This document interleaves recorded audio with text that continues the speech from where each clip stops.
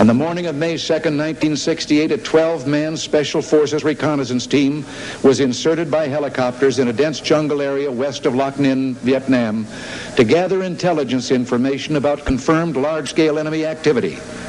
This area was controlled and routinely patrolled by the North Vietnamese Army.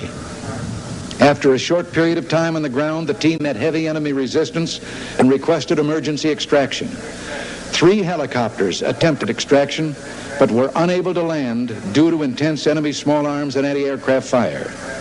Sergeant Benavidez was at the forward operating base in Loc Ninh monitoring the operation by radio when these helicopters returned to offload wounded crew members and to assess aircraft damage. Sergeant Benavidez voluntarily boarded a returning aircraft to assist in another extraction attempt. Realizing that all the team members were either dead or wounded and unable to move to the pickup zone, he directed the aircraft to a nearby clearing where he jumped from the hovering helicopter and ran approximately 75 meters under withering small arms fire to the crippled team. Prior to reaching the team's position, he was wounded in his right leg, face, and head. Despite these painful injuries, he took charge, repositioning the team members and directing their fire to facilitate the landing of an extraction aircraft and the loading of wounded and dead team members. He then threw smoke canisters to direct the aircraft to the team's position. Despite his severe wounds and under intense enemy fire, he carried and dragged half of the wounded team members to the awaiting aircraft. He then provided protective fire by running alongside the aircraft as it moved to pick up the remaining team members. As the enemy's fire intensified, he hurried to recover the body and the classified documents on the dead team leader. When he reached the team leader's body, Sergeant Benavidez was severely wounded by small arms fire in the abdomen and grenade fragments in his back. At nearly the same moment, the aircraft pilot was mortally wounded and his helicopter crashed. Although in extremely critical condition due to his multiple wounds, Sergeant Benavidez secured the classified documents and made his way back to the wreckage, where he aided the wounded out of the overturned aircraft and gathered the stunned survivors into a defensive perimeter. Under increasing enemy automatic weapons and grenade fire, he moved around the perimeter, distributing water and ammunition to his weary men, reinstilling in them a will to live and fight. Facing a buildup of enemy opposition with a beleaguered team, Sergeant Benavidez mustered his strength and began calling in tactical airstrikes and directing the fire from supporting gunships to suppress the enemy's fire and so permit another extraction attempt. He was wounded again in his thigh by small arms fire while administering first aid to a wounded team member just before another extraction helicopter was able to land. His indomitable spirit kept him going as he began to carry his comrades to the craft. On his second trip with the wounded, he was clubbed from behind by an enemy soldier. In the ensuing hand-to-hand combat, he sustained additional wounds to his head and arms before killing his adversary. He then continued under devastating fire to carry the wounded to the helicopter. Upon reaching the aircraft, he spotted and killed 2 enemy soldiers who were rushing the craft from an angle that prevented the aircraft door gunner from firing upon them. With little strength remaining, he made one last trip to the perimeter to ensure that all classified material had been collected or destroyed and to bring in the remaining wounded. Only then, in serious condition from numerous wounds and loss of blood, did he allow himself to be pulled into the extraction aircraft. Sergeant Benavidez's gallant choice to join voluntarily his comrades who were in critical straits, to expose himself constantly to withering enemy fire, and his refusal to be stopped despite numerous severe wounds saved the lives of at least 8 men. His fearless personal leadership, tenacious devotion to duty, and extremely valorous actions in the face of overwhelming odds were in keeping with the finest traditions of the military service and reflect the utmost credit on him and the United States Army. Sergeant Benavidez, a nation grateful to you and to all your comrades living and dead, awards you its highest symbol of gratitude. For service above and beyond the call of duty, the Congressional Medal of Honor.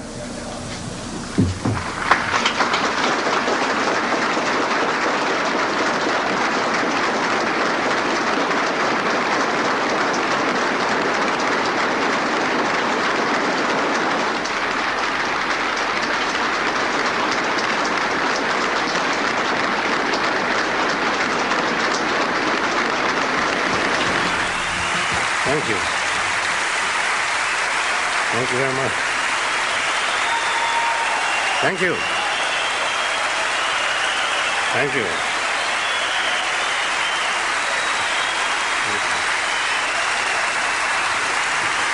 Thank you very much.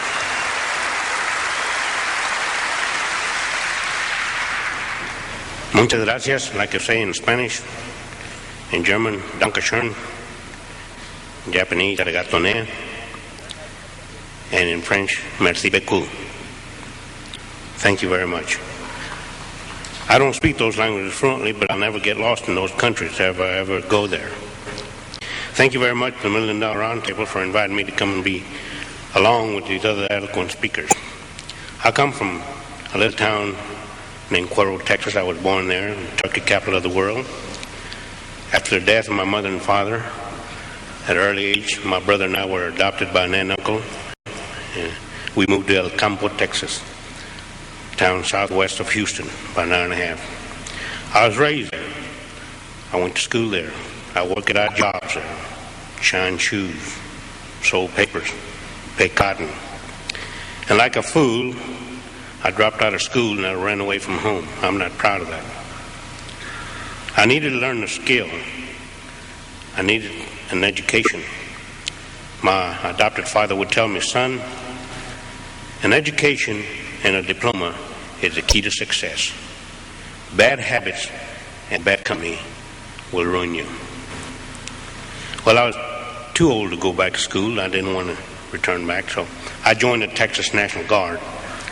And I liked what I saw in men in uniform. And I qualified to join the regular army. I needed that education and learn the skill. So I was accepted into the regular army. And I heard about airborne. I heard about that extra pay that you get for jumping out of airplanes. So I qualified to go to jump school at Fort Benning, Georgia. But the darn recruiters never told me what the training was like. For every mistake that you make, you do push-ups. And I can honestly tell you, ladies and gentlemen, I'm one of the guys that helped put Georgia into South Carolina doing push-ups. Well, I finished my training. I got assigned to a well-known unit at Fort Bragg, North Carolina, the 82nd Airborne Division. I like the 82nd, thank you. Airborne all the way. I like that.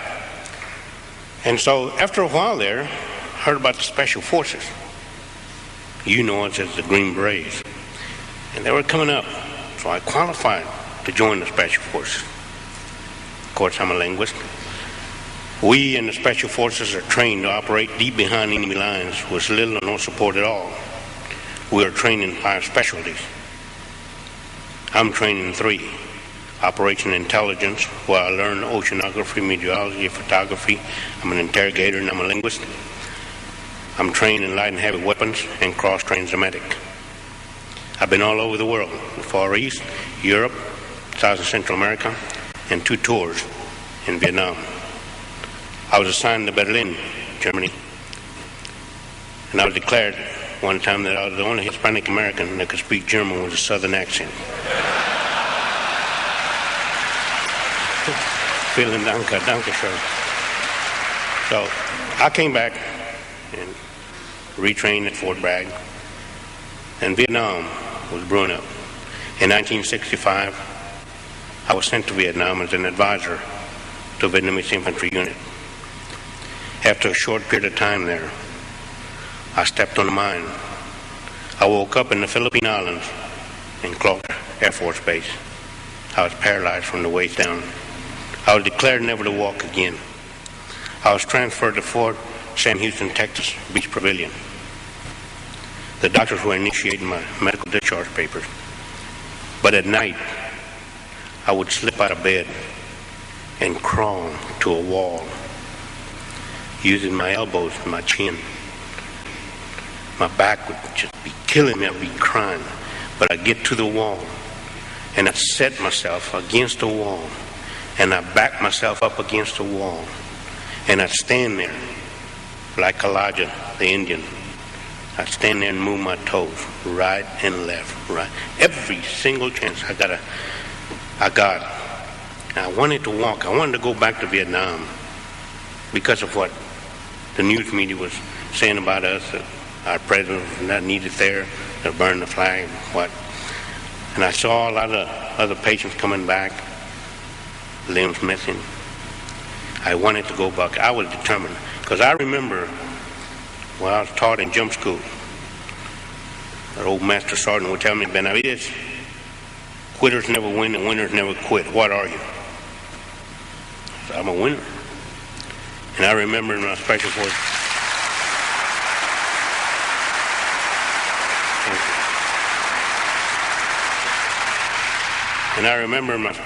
training, one of the training missions that I was on, I remember that my leader would tell me,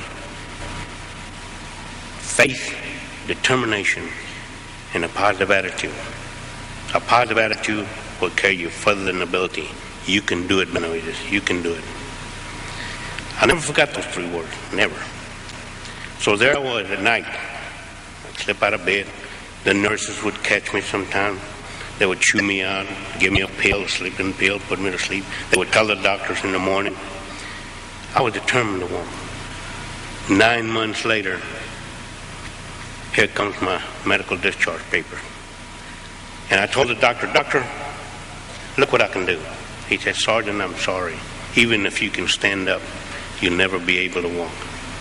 I jumped out of bed and I stood up right before him. My back was hurting, aching. I was crying. And I moved just a little bit. The doctor said, Benavidez, if you walked out of this room, I'll tear these papers up. I walked out of that ward at Beach Pavilion.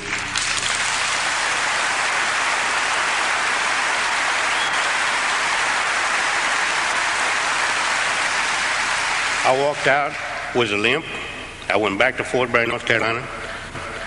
I started my therapy again, running 5 or 10 miles a day, doing 50, 100 push-ups. And I made 3 parachute jumps in one day. I was ready to go back to Vietnam, physically and mentally ready to go back. My orders were to go to Central America as an advisor, but being an uncommissioned officer and knowing some of the good officers in the right places, my orders were diverted. So I went back to Vietnam in 1968. The latter part of April, I was inserted, my buddy and I, to gather intelligence information behind enemy lines. After 2 days on the ground, my buddy was shot through the eye, the back, and legs. Our mission was completed, but I didn't want to leave my buddy behind. I called in for an extraction helicopter to come and get us out. They came in with the McGuire rig. McGuire rig is nothing but a piece of rope, nylon rope with a hook. In that case, there was 2 ropes. We hooked on, the enemy was firing at us. We pulled up, going up through the canopy of the jungle. Our rope started to twist and rub. You know, nylon, it burns when it rubs. As we cleared the canopy, our ropes were completely twisted and rubbing. And there was a non-commissioned officer that looked out of the helicopter. He was riding as a safety man. And when he saw those 2 ropes burning, he immediately tied himself with a piece of rope around his waist, and he pulled himself out of the helicopter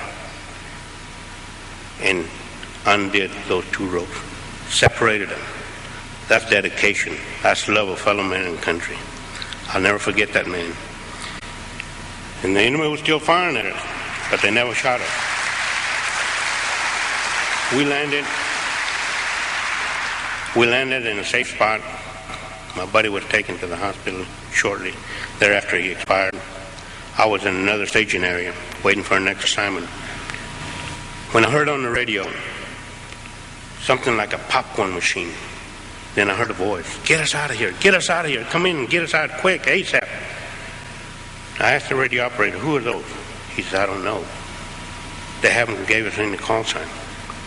And I saw some helicopter pilots run to the flight line, scrambling. I ran right behind them. We saw a helicopter coming in to land and had a door gunner slumped over his weapon. When the helicopter landed, I unstrapped the door gunner, Michael Craig, 19 years old. We just celebrated his 19th birthday in March.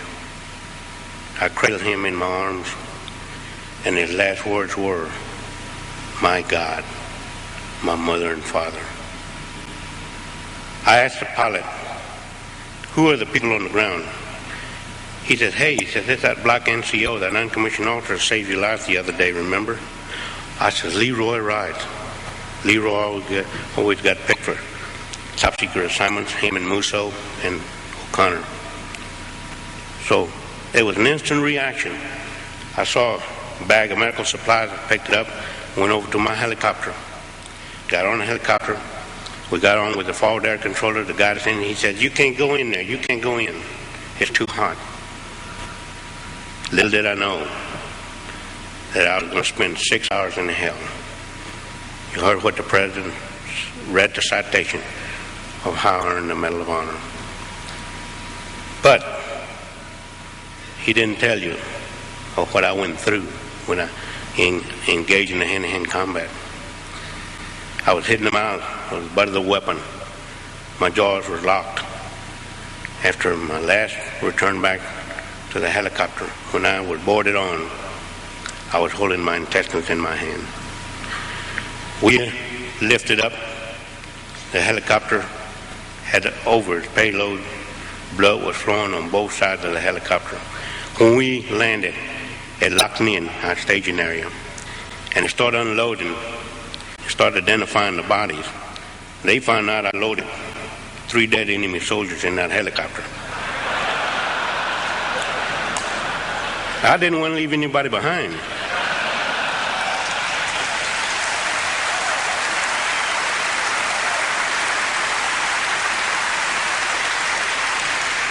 My mission was to recover the classified material, so if anybody had it, he was on the helicopter. So they let the 3 enemy soldiers on the side, and because I sort of look Oriental, they thought I was one of them, so they let me lay right next to them. And they were putting us in body bags. And I remember that my feet had been lifted, and I was inserted into the body bag, and I could hear that zipper coming up, and I thought, "Oh my God, no, no." My eyes were shut because I had blood all over my face, and the blood had dried up in my eyelids.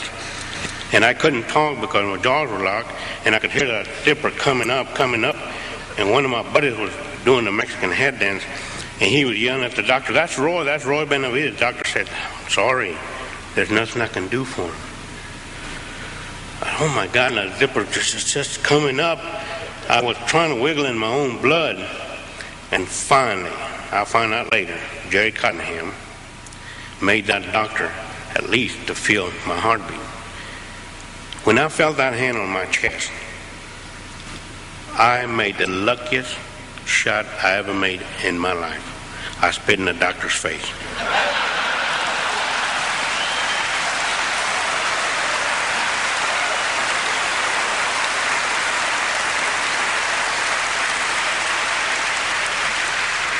So the doctor said, "I think he'll make it." So I was cleaned up, put in a helicopter, alongside with my buddy, one of the guys that I had saved. We got airborne, and I just said to myself, "Hold on, buddy, just hold on. We're going to get some medical attention." And his grip tightened up on me. And then he let go. I said, "Oh God, why do you put me through this test? Why? You helped me get these men out, save them, save this material, and now you take them away from me. Why?" And I was crying, I was moving so much that the co-pilot, he happened to look back, and he thought that I was gasping for air, so he gets out of his seat, get his bayonet out, and he's going to do a track on me, and I'm about to kick him out of the helicopter. That's just too much for one day.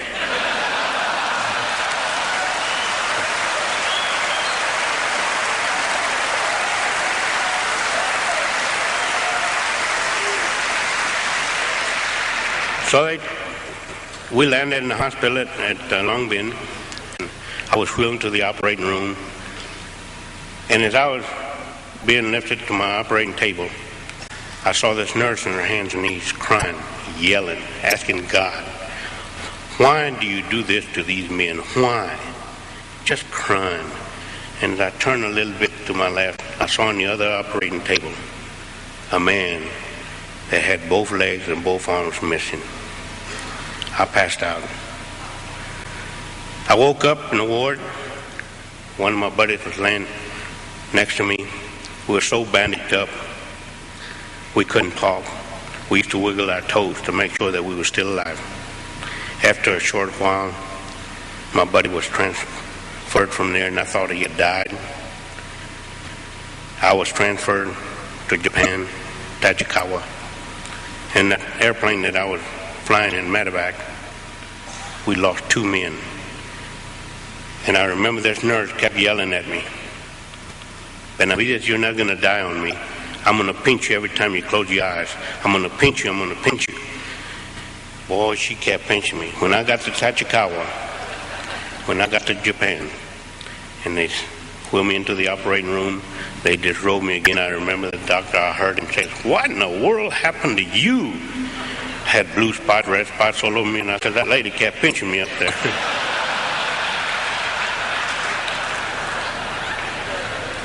So after I went back to Fort Sam Houston, the Beach Pavilion, and I stayed in that hospital almost a year. I continued with my career, and then I was awarded with a medal. I was dedicating myself to come and speak to schools, to civic groups, to help anyone that I can help. My life was spared for a reason, and I hope there's a good reason. A lot of people call me a hero. I appreciate the title, but the real heroes are the ones that gave their life for this country.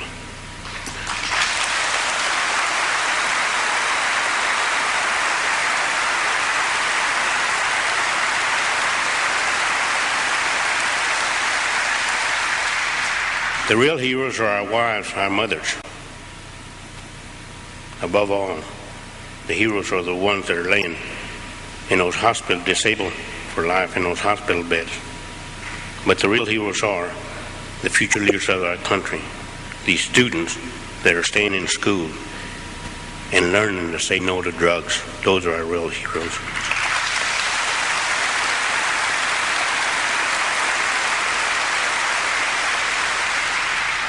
You know, there's a saying among us veterans, for those that had fought for it, life has a special flavor. The protected will never know. You have never lived till you almost died. And it is us veterans that pray for peace, most of all, especially the wounded, because we have to suffer the wounds of war. I'm asked hundreds of times, would you do it over again? In my 25 years in the military, I feel like I've been overpaid for the service to my country. There'll never be enough paper to print the money, nor enough gold in Fort Knox for me to have to keep from doing what I did. I'm proud to be an American, and even prouder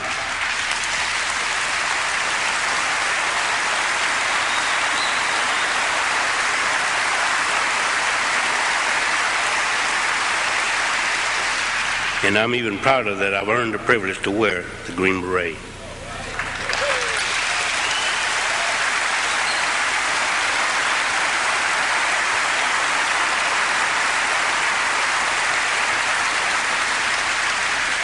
I live by the motto of duty, honor, country. Ladies and gentlemen, thank you very much. Thank you. God bless you, and God bless America.